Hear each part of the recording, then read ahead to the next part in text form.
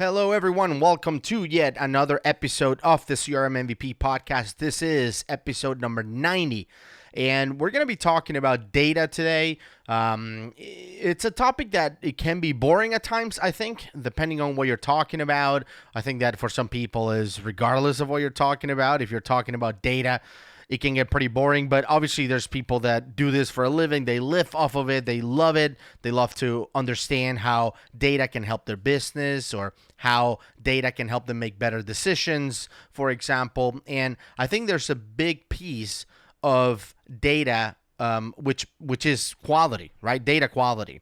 So I was started thinking about, I wanted to do a show about data, and there's a lot of different things that I can talk about.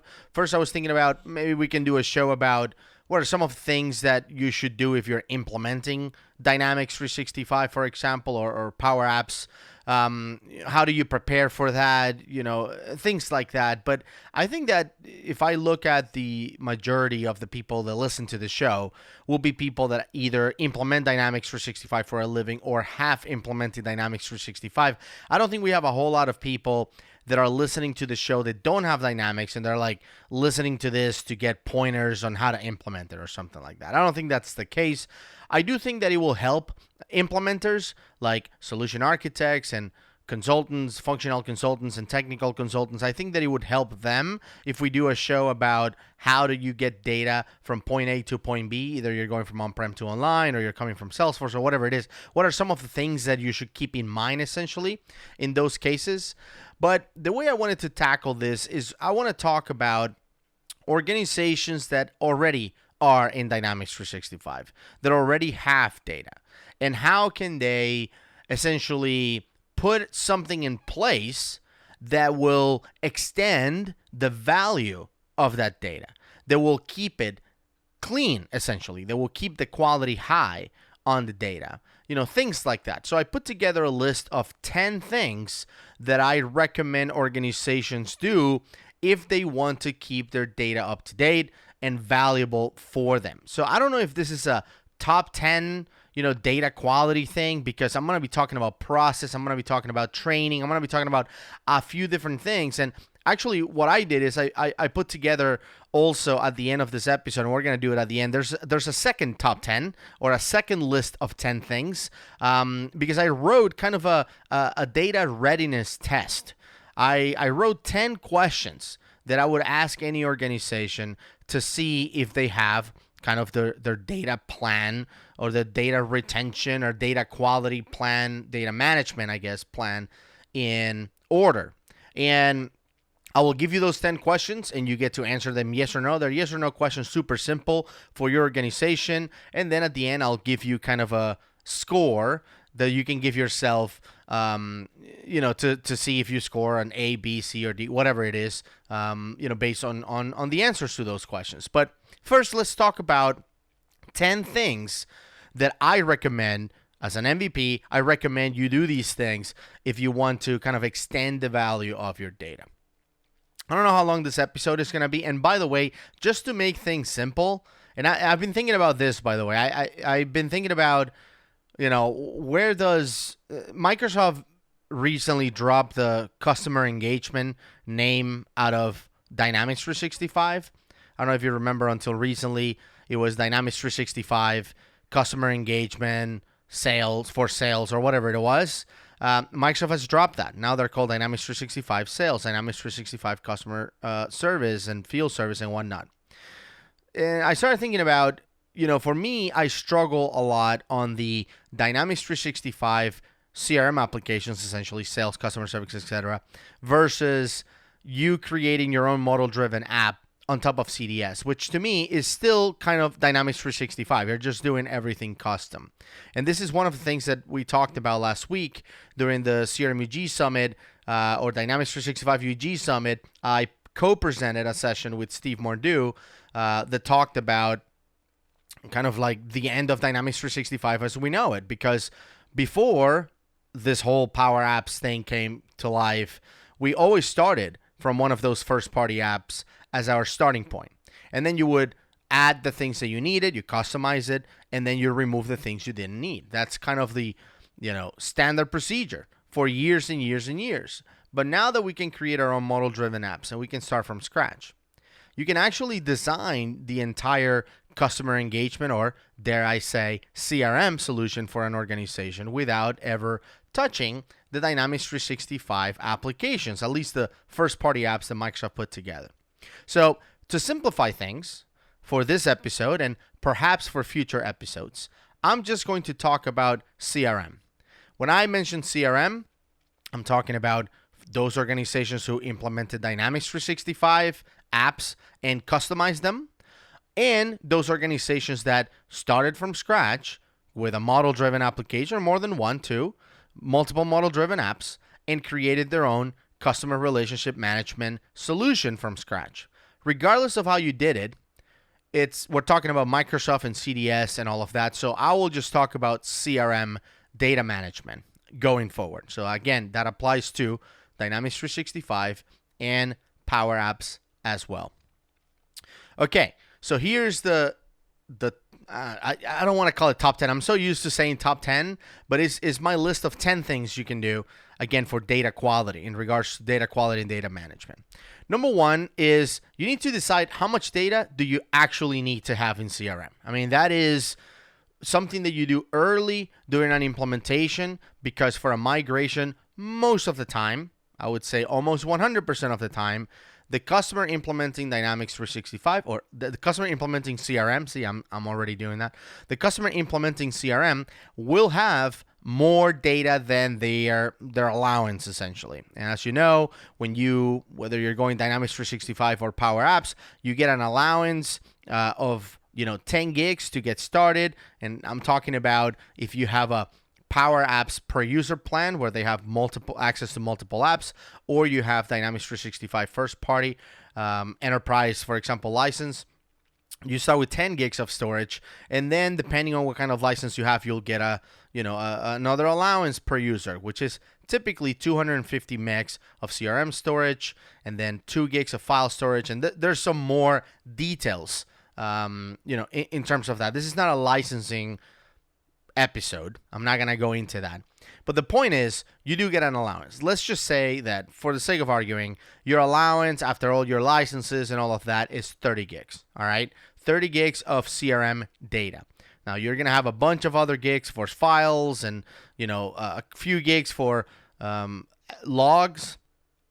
But for CRM data, meaning accounts, contacts, all that stuff, you're going to have, let's say, 30 gigs. Most of the time, if a company has 30 gigs of allowance, in terms of storage, they are coming from a lot more. Unless they're coming from Salesforce, typically when they're coming from Salesforce to Dynamics, they have way less, because Salesforce, gives way less in terms of allowance, and the extra storage is way more expensive than Microsoft. So typically when I transform users, or customers rather, from Salesforce to Dynamics, I don't really struggle that much with storage, but for everyone else, pretty much, storage is a big deal, especially from on-prem, because on-prem, you're just adding servers left and right. You have a bunch of data. Next thing you know, you have terabytes of data, and now you realize that all you get is 30 gigs of, your allowance in terms of data, or data allocation that you have based on your licenses, and that is a problem. So a lot of organizations have done that when they migrate to CRM, whatever solution they have decided to implement on the cloud. The problem is that they forget that these data, allowances or this data limits that you're imposing yourself. Let's just give an example of, okay, we're going to bring the last 12 months of leads and the last 3 years of opportunities that we've won, and orders and quotes and stuff like that. And, all of our accounts and all of our contacts, or maybe all of our active ones, or maybe all of the ones that we have talked to on the last 2 years, or whatever it is. You make a rule, and this is something that is, different on a business per business basis. This is never the same on a company by company basis. Some companies you'll work with, and they want to keep everything. They don't want to get rid of anything. But the whole point is you make a plan on what to move to CRM, and then that plan has to continue. Now, it can be adjusted.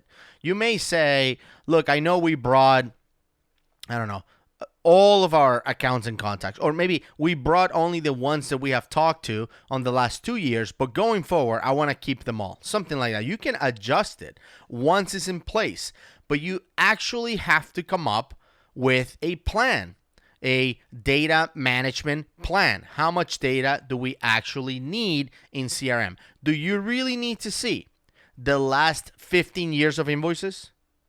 I just don't think so. Do you really need to see the last 10 years worth of cases for a company? Like, you're going to go back and look at something you resolved back in 2012? Like, for what? I mean, and I assume, of course, it's hard to call the shots because in some cases, for some companies, they use heavy machinery. Things last 30, 40 years. So maybe makes sense for them. And that's why I said that every company is kind of different. But for most organizations, I think most organizations have too much data that is useless for them in terms of making a decision right now, in terms of supporting their business process right now. So you have to make a plan. And not only you have to make a plan for an ongoing basis of data retention and all of that.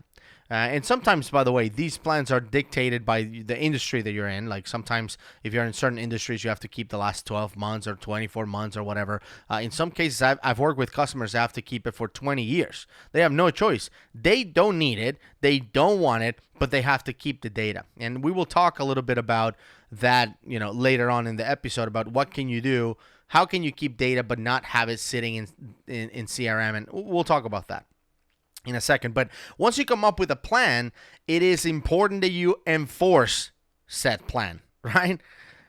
Companies come up with plans all the time about how much data they're going to keep, what fields will be required, because we really need to make sure this data is captured, which fields should be on the form so all of our users can provide this information if they have it. Like, they really spend time, crafting this data management and data quality plan, and then they don't enforce it. They don't ask people to enter the data. When they close a deal, they don't enter it. When they lose a deal, they don't enter it because they lost it. If your plan depends on understanding the reason why you're losing deals, so you can make investments as a company to change that, to change the tide, right?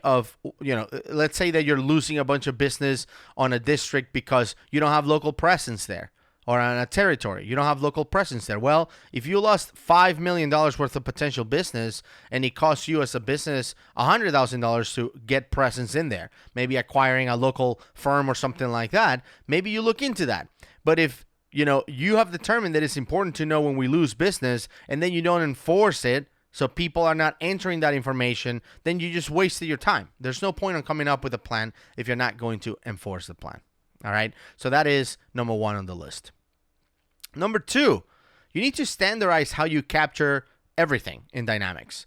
The names of companies. So if you capture, let's say, Coca-Cola, it's just Coca-Cola, or Coca-Cola, Inc., or Coca-Cola Inc. with a period at the end, or whatever it is. You have to come up with a way to standardize names. Standardize the way you capture job titles. Standardize the way you capture phone numbers. Standardize, the minimum amount of data that you need to create a record. And that one is easier because we can enforce minimum requirements in Dynamics or in CRM. However, there is, in some cases where companies say, look, I don't really want to, let's make it recommended. I don't want to force people to have to provide a phone number if they don't really have it. Okay. You can make some concessions here and there, but the bottom line is we want to standardize how we do stuff in CRM. Regardless of the solution that you're using, you want to understand what's the process to get some records created, what is the minimum data, and how does the data look. Okay. And by the way, sometimes the process to create data doesn't start in CRM or doesn't end in CRM. Perhaps you create the record in CRM because they're a prospect, right? Maybe it's a lead that you qualify into a prospect or something like that. And then they become a customer. So now the record has to be created in our ERP system or accounting system so we can now invoice the customer and all of that. So maybe the record started in CRM, but it needs to go to your ERP system. That ERP system probably has a standard on how the names of customers and all of that should be entered.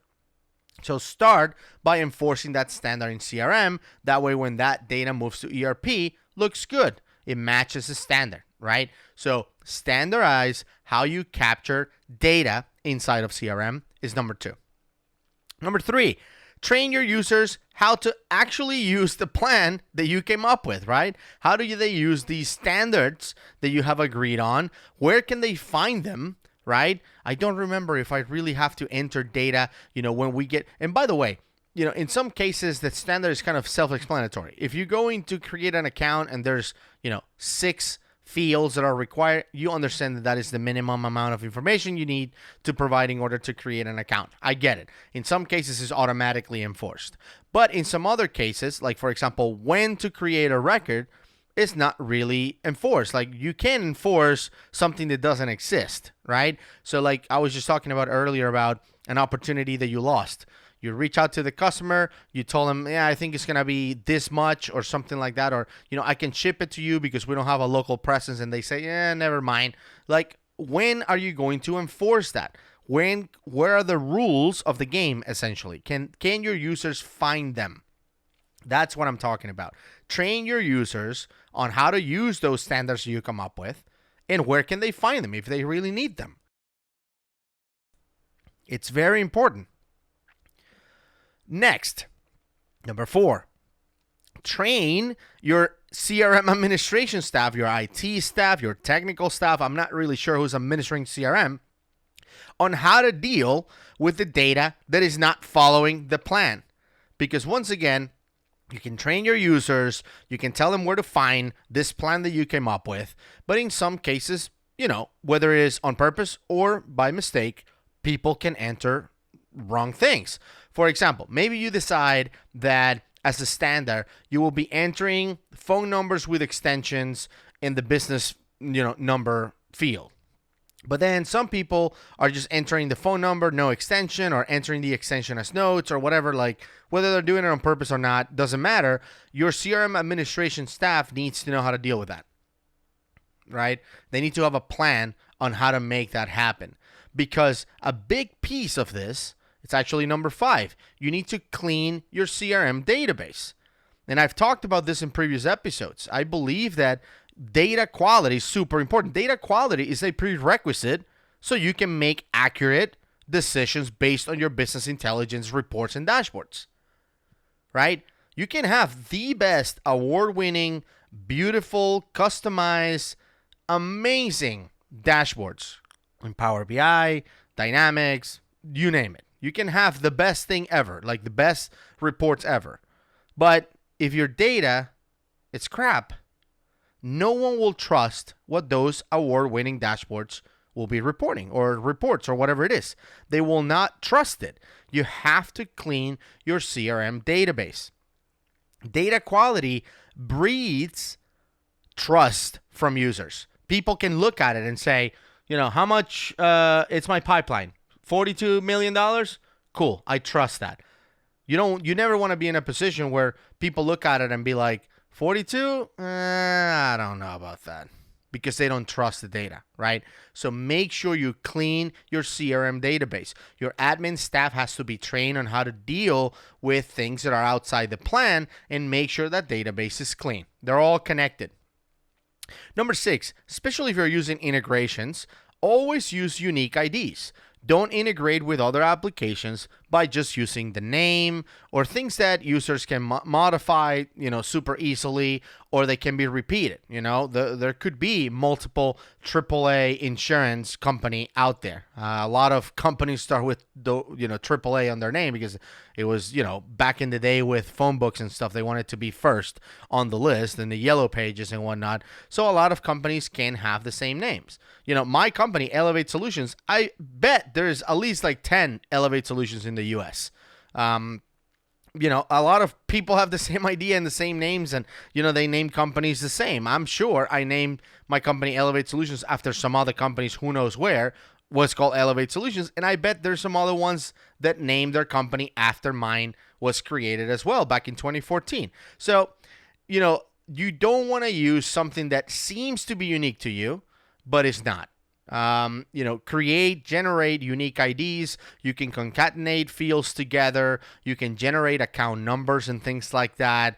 The point is, have a unique ID behind the scenes. So when you're doing integrations and you're referencing records from one to the next, they are unique way to reference and connect them with each other. So always use unique IDs is number 6. Number 7, don't integrate, and I'm talking about data integrations with ERP and other systems like that. Don't integrate too early and don't overdo it. All right. I don't know why people feel like, in organizations feel like it makes sense to implement CRM in phases and take it slow and perhaps take, one department live. And then once that department is live and you've gathered some information, let's take another department live. Or if it's a big implementation for a multinational organization, let's go with one city or one country and then grow to more cities and more countries and whatnot and grow over time. They follow that very well in a lot of cases when it comes to the CRM implementation. But as soon as they hit data integration, they want to integrate everything at once. Let's integrate with all the systems at once. 2-way, 1-way, everything. Let's just do it all at once. And I think that if you're going with the concept of not boiling the ocean, which is a good one to have, by the way, you should apply that to data integrations as well. Another mistake that people make, and this mistake also happens with security, by the way, security configuration, is that they do it too early. Dynamics or Salesforce or whatever application you're using will evolve. Your CRM solution will evolve because when your users start using it, you start realizing that, man, it's taking a lot of steps to do this. Maybe I can simplify it this way. Or we're not capturing enough information. I need to add more fields, or I need to add a custom entity, or, I thought I could use that entity for that, but that's not going to work. I'm going to have to create a new entity instead. Things will change, right? We call this period after going live user adoption period, all right? And depending on the project, like the bigger the project, the longer the period, the longer it takes for users to get involved and go through all of the functionality. The idea is if it took you, 6 weeks to implement something, there's obviously not a whole lot of customizations and stuff in there because it was a quick project. So there's not a whole lot to go through and find issues with it. So your chances of having to modify your architecture and all of that decrease tremendously if it's a small project. But if you're doing something that is a year long, 10 people involved, multiple teams customizing and all of that, your chances that you will have to make changes after go live are skyrocketed, right? It's going to happen. So what you don't want to do is you don't want to integrate a bunch of stuff and then realize that the things that you were integrating are not going to work because now it's going to be a custom entity and you're going to have to overdo it again. Some of these integrations are expensive. I've seen many projects where the data integrations are 6 figures. There are a lot of money to get these data integrations in place, and you don't want to get to a point where you release these data integrations and then you realize that you have to spend now 6 figures to fix them because you did it too early. So just take it easy and don't overdo it, right? Start small. Maybe synchronize one way, read only kind of thing. And then after that, push it and grow it and add more functionality to it. The same thing applies to portals. The same thing applies to a lot of things. Like start small and grow. Don't start too early. Again, your CRM will evolve over the first few months because of user adoption. And the data integration may have to be adjusted or redesigned to deal with those changes. So again, take your time. Nail that design, and once you can see that everybody's working and quotes are being created and everything looks good, then you can focus on turning on integrations and stuff like that. They're less likely to fail. They're less likely to you having to fix them and stuff because you didn't wait long enough for them to give it a shot and start using it and perhaps even go live before the integrations are in place. And again, like I mentioned, this also happens with security. People will go ahead and create a bunch of security roles and teams and business units and all of that before they even have all these entities and stuff. So now you have like 18 security roles, and every time you add an entity, you're going to have to go to each one of them and like add the entity manually. Like you could have just waited till the end, see how everything is looking, and then you can clone the roles, 18 times or whatever. But now you've added most of the functionality. Right now, you're going to go live, and to go live, you need security roles. I get it. But what you don't want to do is, again, start too early in the process to do stuff like that. And data is the same way. Number 8, and this is, a big mistake a lot of companies make as well. They really take it seriously when it comes to duplicates and stuff like that, but they do not subscribe to any data service in order to either augment their data or to make sure that it's kept, up to date. One good example is if you're subscribed to LinkedIn, any changes or things like that, you'll be notified of. Hey, they just moved. They changed their phone number. Whatever it is, there's a new CEO. You keep your data more accurate by subscribing to some of these services. Dun & Bradstreet has also a good service that allows you to keep, up to date with changes to your customer base. And actually, speaking of DNB or Dun & Bradstreet, they put together a report a few years ago, and they have a super nice table that I wanted to mention. I wanted to give them a shout out on this because I thought it was pretty interesting. Now, again, I don't know the accuracy of these numbers, and the reason for that is because the numbers are whole numbers. So they're either rounding up, rounding down, or they're just taking a stab in the dark. But it's an interesting nonetheless. So they put together this report, and one of the things that they mention is the rate of U.S. And again, for those of you listening overseas, I apologize. This is just in the U.S., but it says the rate of U.S. business information churn. So how often does information for businesses change? Okay, so check this out. In a 12-month going basis, they did a study, and they realized that for the average organization, okay, business addresses will change for their customers 120 times in a 30-minute period, all right? So for organizations in the U.S., all of the companies in the U.S., there are 120 business addresses changing every 30 minutes. And that is 500,000 annualized number of changes for companies in the U.S. There's a lot of businesses in the U.S. 500,000 changes happen every year, or 120 every 30 minutes. Now, obviously, these are not happening to your customers, but if you have thousands and thousands of customers, chances are, out of those 500,000, some of your customers are going through a change. Okay? Telephone numbers. Every 30 minutes, 75 telephone numbers change in the U.S. for businesses. I'm not talking about per person, like, I just need a new phone or whatever. No, I'm talking about companies out there, all right? U.S. business information churn. 15 company names change every 30 minutes. 30 new businesses are formed every 30 minutes, so one per minute. 10 businesses close every 30 minutes. And 20 CEOs leave their job every 30 minutes as well. So the numbers are staggering. Again, they even say that these calculations are based on 8-hour work days, five days a week, essentially, 52 weeks a year.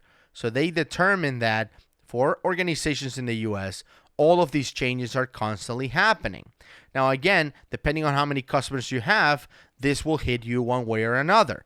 The point is, I want to illustrate here is that this information changes all the time. It changes constantly, and you need to stay on top of it. So, yes, your information looks pretty. The fields that you have as minimum requirements are filled. The data is entered correctly, the names, the job titles, all of that. But the job title that you enter correctly no longer applies because the CEO left. That kind of information is important to have. So subscribe to one of those services. I'm not pushing you to, get LinkedIn no matter what, or Dun & Bradstreet no matter what. There's a bunch of them out there. Just having some kind of service that you trust that will send you information and keep it up to date is very, very valuable. So that is number 8 on the list. Number 9 on the list is check which fields are actually being used. It's interesting to work with customers that have a ton of fields in the system and they always, saying that we absolutely need these fields. I am a very minimalistic kind of user. I like the idea that you go into a form and it's very clean, very easy to understand, and it gives you the information that you need. That's why I'm such a big fan of custom apps and custom forms, depending on who you are. When you log into a record, you only see the fields that are meant for you. Essentially, you don't need to see everything else. But a lot of organizations have no idea which fields they're actually using. So there's actually a tool which is called the Attribute Analyzer on the XRM Toolbox that you can run against your entities, and it will tell you which fields are being used and how much are they being used. Are they being used 5% of the time? Are they being used 100% of the time? 50%, 40%, whatever it is. It gives you a report on a entity per entity basis. It works great. If you want to see how it works, go to crmmvpmedia.com if you're not a subscriber of our YouTube channel already. And every week we have a 2-Minute Tuesday tip. The tip number 144, we've done it for 144 weeks in a row. Tip 144 has me essentially walking through the process on how to launch the tool, connect it, look at the report, all of that stuff in less than 2 minutes. It's 2-Minute Tuesday. So check it out. Tip number 144 on the CRM MVP Media YouTube channel. So run the report. This will help you essentially remove fields of forms that you're not using at all. And I understand, take it with a grain of salt. You may have information on there might be a field that is reporting 100%, but it's a 2-option field, which means that it always has data on it. Like, it's not 100% accurate, but it's eye-opening for sure in a lot of companies. A lot of companies add a field that people were, asking for. Like, we really need these multiple lines of text field so we can enter some notes or whatever. And then you run this application and realize that only 27% of records have it or something like that. So I think it's interesting. So check it out. Really, really useful stuff. Okay. And number 10 on my list of, I guess things to follow if you're a fan of data quality and data management is to never delete data. Now, this is interesting because I talk about deciding how much data do you actually need in CRM for rule number 1. So rule number 1 and 10 kind of sound like opposites, but they're not. So never delete data means you need to deactivate records rather than delete records. If you are on CRM Online, right, whether you're using Dynamics or model-driven applications, if you delete something out of CRM, it's pretty much gone forever. There's no recycling bin. There's no way to undo that. You can restore from a backup or whatever, but that's a huge headache. So you don't want to do that. So the point here is you want to deactivate data instead of deleting data. You can always bring data back up that is inactive. If you delete it, it's pretty much gone unless you restore from a backup. It's just a pain. Now, there's other data, right, that falls off the plan, your data management plan. You may say, we don't need leads that are older than a year old, for example. A year-old lead makes no sense for your business. Should you delete that record or not?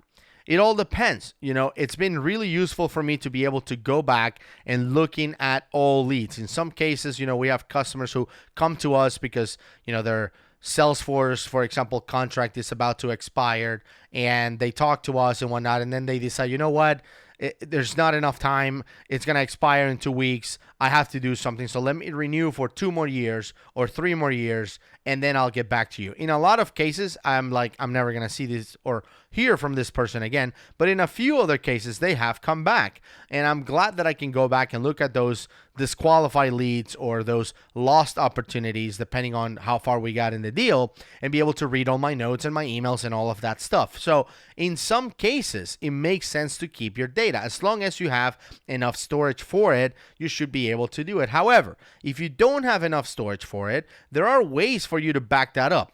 As you know, Dynamics 365 has dual use rights. You could have an on-prem version of Dynamics and store that information off-site, or you can store it in some other database, in some SQL database, Excel spreadsheet. You can always surface even that information in Dynamics via data integration or via, not a data integration because you don't want to duplicate the data, but via virtual entities, for example. So you can use virtual entities, show the information like, I don't know, you can call it all leads or whatever in the case of leads, but it could be invoices or cases or, work orders, whatever. You can show that legacy work orders stored in a database somewhere else, so you don't have to pay every month and it's not eating up your CRM data allowance. But then at the same time, you are showing it. You can query it. You can use advanced find for it, do reports, whatever. So really, really useful. So that is number 10. Surprisingly enough, never delete data.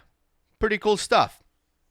All right, so I just went through the list of 10 things. As I mentioned when we started this episode, I don't think this episode is going to be very, very long. So what I wanted to do is I wanted to give you a list of 10 questions that you should ask yourself, or you should ask I guess, your organization, and then come up with an actual grading, right?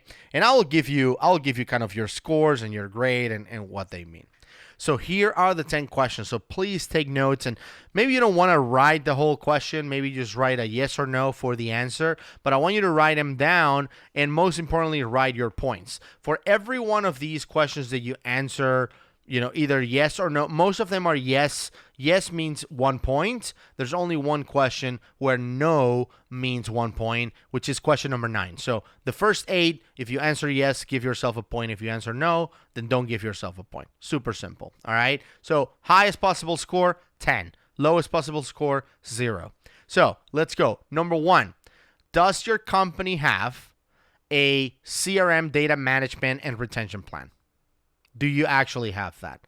How much data is making it into Dynamics? How much data do we save? And again, don't confuse this with your industry mandating that you have to keep 2 years worth of data or 3. That's not a plan. That's just rules that you're following, right? Do you actually have a CRM data management? Like, how do we deal with duplicates? How do we deal, all those things? Do you have a CRM data management plan or a data retention plan? If that's a yes, give yourself 1 point. Question number 2, have your users been trained on set plan?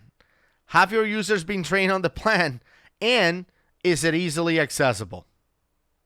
Okay, once again, yes or no. If the answer is yes, I've trained my users, and yes, it's easily accessible, you can give yourself 1 point.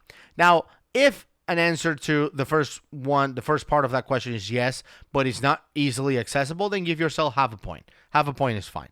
I'll allow that. All right. So if you said yes to have your users being trained, yes. Is it easily accessible? Not really. It's a video in our SharePoint and no one watches it. Okay, you can have half a point. Number 3, or if you, in the other sense, if you have an easily accessible plan but you never train anybody, you can give yourself a point, although I'm leaning more towards you shouldn't give yourself anything because you should have trained your users for sure. All right, number 3, third question. Do your users understand why the plan is in place and why is it important? Okay? Why do we have to provide these 6 things when we're creating an account? Why do we have to enter this information in a standardized fashion, right? All of those things are part of your data management plan. So do your users understand why? Why do you have a plan, and why is the plan important? Like, for example, do they understand that the quality of the data is a prerequisite to accurate and trustworthy reports? Do they understand that part? Because if they understand the why, they're more likely to comply with the plan. Okay? So once again, do your users understand why the plan is in place and why is it important? If the answer is yes to both of those, give yourself a point. If the answer is yes to only one of them, you can have half a point as well. Now, if you answer no on the first one, then you're pretty much at 0 at this point because you didn't have a plan to train your users or, even explain the why behind it. All right, question number 4. Is the plan enforced by the organization? And one thing is to have a plan. One thing is to train your users. One thing is for them to understand why it's important.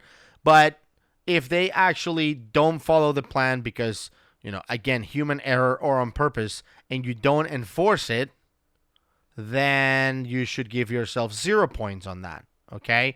So is your plan enforced by the organization? If the answer is yes, you can give yourself 1 point. Question number 5. Does your company have an ongoing data deduplication procedure? Something they follow in order to look for duplicates and deal with them. Either deactivate them or fix them or get the person who try to create them, the information they need so they can create. Whatever it is, do you have an actual deduplication procedure that you follow? Is it every week, every 2 weeks, every month? Like, is there a process that your technical team follows? If the answer is yes, you get 1 point. Number 6, has your CRM admin staff been trained on these procedures and understands how to handle duplicates and incomplete records? In some cases, some records are not necessarily duplicate. They just don't have enough data, right? So if you're following your plan, and let's say you say, we don't want to create phone calls without notes, because just to say you call somebody but don't say what they talked about, or even if you left a voicemail, if we don't have any notes, they make no sense. Making the description required is not a good approach. I think I've talked about this in the show before, where, I had a customer that said, we absolutely need notes in the phone call. Make description required. That will force them to enter notes, and they would just enter gibberish and straight up garbage on the notes because it was a required field. But they just roll their hand over the keyboard. They would enter nothing because the company was also not enforcing the plan or checking up on those notes that were being entered on the phone calls. So that is part of, does the CRM admin staff know how to deal with this, right? Incomplete records. They're not entering the data that you need. They're not providing the information that you need to be able to move forward, whatever it is. Is your staff ready to, process those? So once again, give yourself a point if the answer is yes. Number 7, do you have a mechanism or a solution in place to keep your data current? I talked about subscribing to LinkedIn. Maybe you say, look, I'm not going to pay a subscription. In my opinion, those services are not accurate. We just have people, account managers, that are constantly checking on our customers and making sure that all of our data is accurate. That's a 1. You get 1 point for that. Like, if you have a process to do it, even if it's manual, you don't have to pay LinkedIn or Dun & Bradstreet or whatever. You don't have to. The Hoovers, or there's many companies out. You don't have to pay them in order to do it. But do you have a process in place? Do you have a mechanism in place in order to keep this data accurate? Remember, there's hundreds of changes that happen every 30 minutes when you count for addresses and phone numbers and CEOs and all of that. So do you have a mechanism in place? If the answer is yes, then you get a point. Number 8 is, do other products that bring information into CRM adhere to your data plan? So for example, if you have a subscription to LinkedIn or Dun & Bradstreet or whatever, are they bringing data that matches your plan? The way they have their job titles and the standard that you have put in place for your users to follow, will the data that is augmenting your CRM data follow that plan? Because if it doesn't, that's a problem.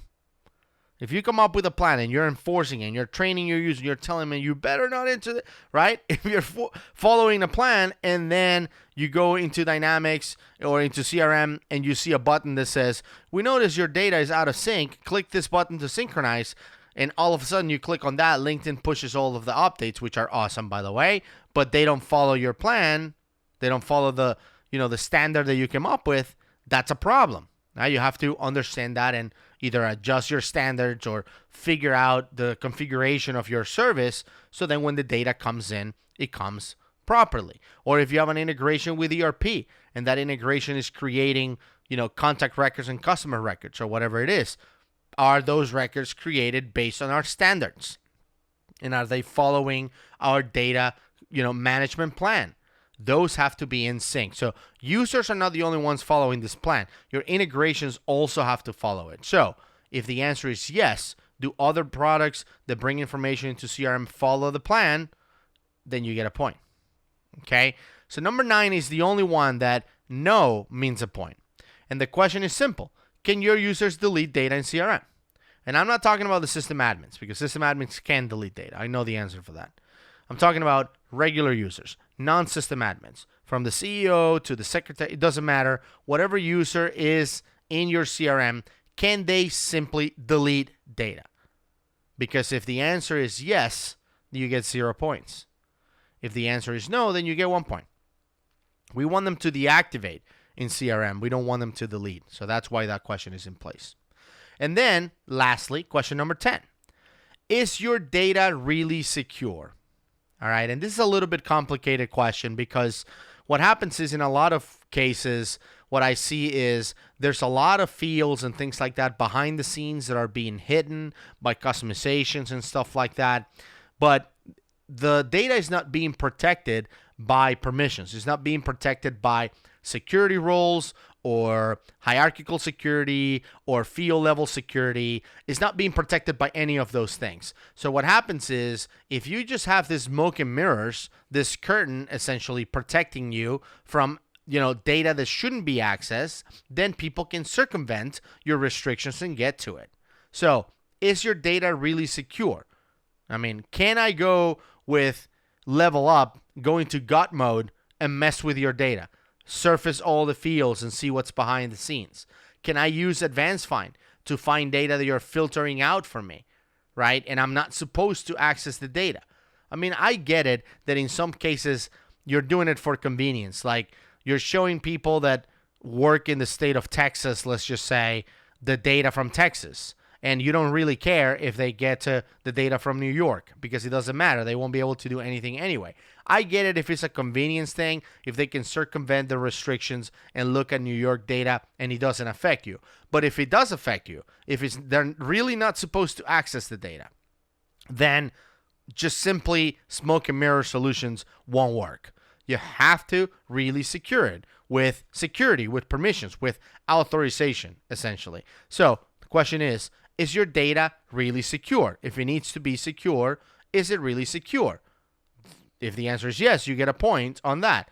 Now, if you work for a company where everybody has access to everything and you don't really care, that actually makes it easier and better for your users, then you don't have to answer this one. You get a point. Like, is your data really secure? I guess so, because they have access to it, and I only have the users that I trust, and that's it. So you get 1 point. So how does this fare out?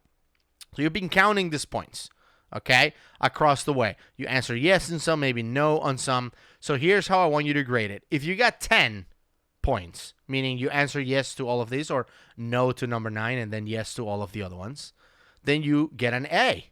Perfect data readiness score from, the CRM MVP podcast, or from Gus Gonzalez, however you want to think about that. If you get 9 or 10 is an A, let's just say. If you get 7 or 8, you get a B. Okay?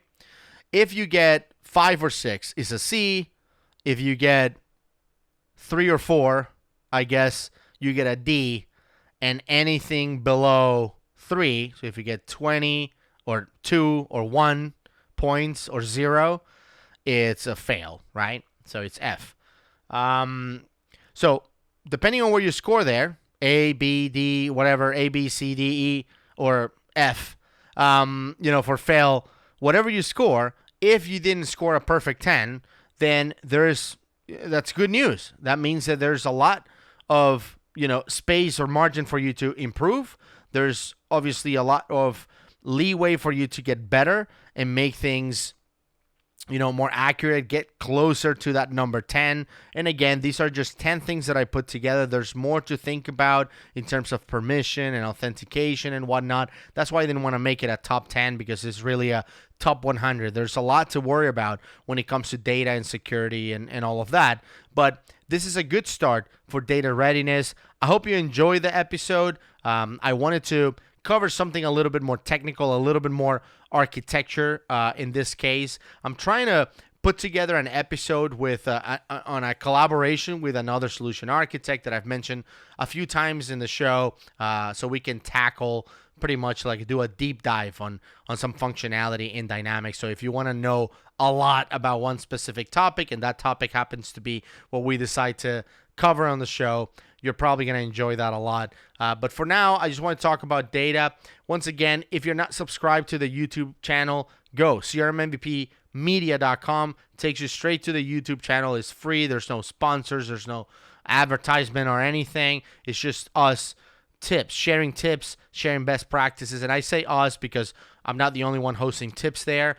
There's a bunch of other MVPs that have hosted, 2-Minute Tuesdays and other videos there. So I encourage you to go and subscribe and watch every week. At least one, episode will go live and something to learn. I cover tools. It's not always about Microsoft. I cover XRM Toolbox stuff. I cover, solutions out there, best practices, etc. So definitely check that out. But for now, if you have any questions or comments, you can always reach us at info@crmmvppodcast.com. You can leave comments on all of our episodes on the website, crmmvppodcast.com.